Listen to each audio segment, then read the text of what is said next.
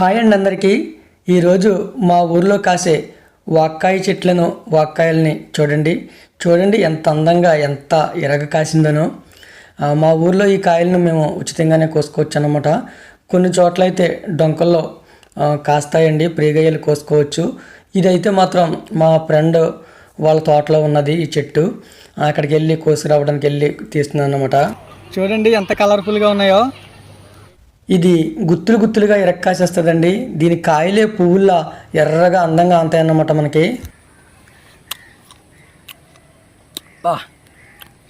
పళ్ళు పులిసిపోతున్నాయి, ఓ మాదిరి పులుపు లేదు. ఇదిగండి, ఇది మా స్నేహితుడి తోట అన్నమాట. మా ఊరంతా కూడా ఇలా మామిడి చెట్లు, సపోటా చెట్లు, కూరగాయ మొక్కలు, ఆకుకూరలతో చాలా అందంగా ఉంటుందన్నమాట. మా స్నేహితుడి తోటలో ఈ వాక్కాయల చెట్టు ఉంటే ఇది కూరకు కొన్ని కాయలు కోసుకొద్దామని వచ్చానన్నమాట. అసలు ఈ కాయలు చూస్తే మనకి ఆశ్చర్యం కలుగుతుందండి, అంత గుత్తులు గుత్తులుగా కాస్తుంది. హాయ్ ఫ్రెండ్స్, ఇదిగో వాక చెట్టు దగ్గరికి వచ్చాము. వాక్కాయలు చూడండి ఎంత కలర్ఫుల్గా ఎంత అందంగా ఉన్నాయో. ఇవి కూరకి చాలా బాగుంటాయి. పప్పు వాక్కాయ అవి వండుకోవచ్చు, ఇంకా చాలా రకాలుగా వండుకోవచ్చు అనమాట. ఈ కాయలు 10 రోజుల క్రితం అయితే అసలు చూస్తే మొత్తం చెట్టు అంతా కూడా ఎర్రగా కనిపిస్తుంది, ఆకులు కనిపించకుండా అన్ని కాయలు ఉన్నాయండి. అయితే అప్పుడు నేను చిన్న పని మీద వీళ్ళ తోటలోకి వెళ్తే ఈ మొక్కను చూసి తర్వాత వీడియో తీద్దాము కెమెరా తెచ్చి అనుకున్నాను. కానీ అలా లేట్ అయిపోయింది, 10 రోజులు అయిపోయింది. ఈలోగా ఓ 60% పైనే వాడు కాయలు కోసేసాడు అనమాట. ఇంకా 40% కాయలు ఉన్నాయి. అయినా సరే చూడండి ఎన్ని కాయలు ఎంత అందంగా కనిపిస్తుందోను. ఇవి మా చిన్నప్పుడు మట్టల దొడ్డు అనే ఒక చోట్లో డొంకల్లో ఇరక్కాసేసేయండి. కాకపోతే ఇలా రెడ్ కలర్ కాదనమాట, గ్రీన్ కలర్ కొంచెం వైట్ కలర్లో ఉండేవి.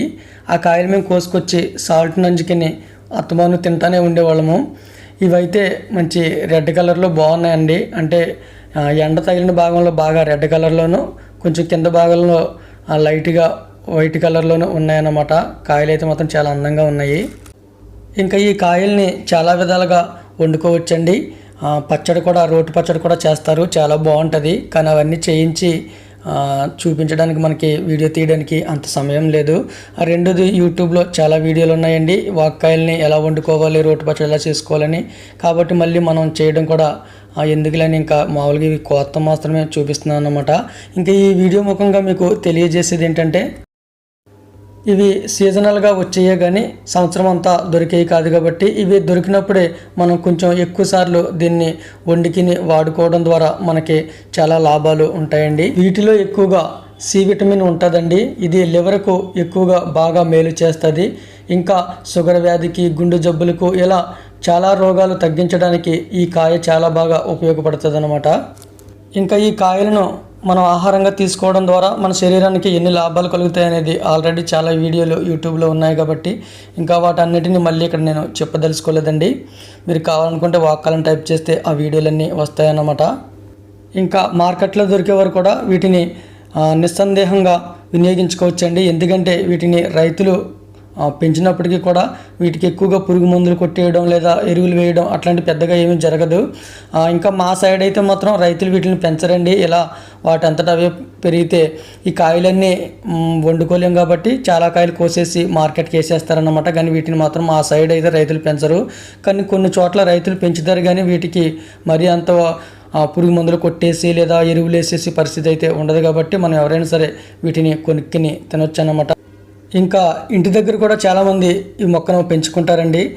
నేనైతే ఇంటి దగ్గర పెంచుకోవడానికి పెద్దగా దీన్ని రికమెండ్ చేయను. ఎందుకంటే ఇది సంవత్సరం అంతా కాసి మొక్క కాదు. రెండోది, దీనికి ముళ్ళు ఉంటాయండి. చిన్నపిల్లలు గట్ట గమ్మున వెళ్ళినా కూడా గుచ్చుకుపోతాయి. ఇది దొరికినప్పుడు సంవత్సరానికి ఏదో 4-5 సార్లు వండుకుంటాము. దానికోసమనే ఇది సంవత్సరం అంతా కూడా ఇంటి దగ్గర దీనిని పెంచడం వేస్ట్ అనేది నా అభిప్రాయం. అంటే ఇది మనం పెంచుకోవడం తప్పేమీ కదండి, ఎక్కువ చోటు ఉంటే పెంచుకోవచ్చు. కానీ ఏంటంటే తక్కువ చోటు ఉన్న వాళ్ళు దీనికంటే ముఖ్యమైనవి సరస్వతాకు, మునగాకు, పొన్నగంటి కూర, తెలగపిండాకు, ఇలా మనకి రైతుల దగ్గర పెద్దగా దొరకలేని అరుదుగా దొరికి పెంచుకుని ఆ తర్వాత కూడా ఎక్కువ చోటు ఉందంటే అప్పుడే మనం దీనిని పెంచుకోవచ్చు అన్నమాట.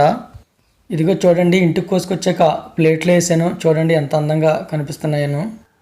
ఇప్పుడు నేను కోసుకొచ్చిన ఈ కాయలను మా ఆవిడ 2 విధాలుగా వంట చేయబోతుందండి. ఒకటేమో రోటి పచ్చడి చేస్తుందట, మరొకటేమో పప్పు వాక్కాయ వండుతుంది అనమాట. ఈ విధంగా దీన్ని మేము ఇప్పుడు వాడుకోబోతున్నాము.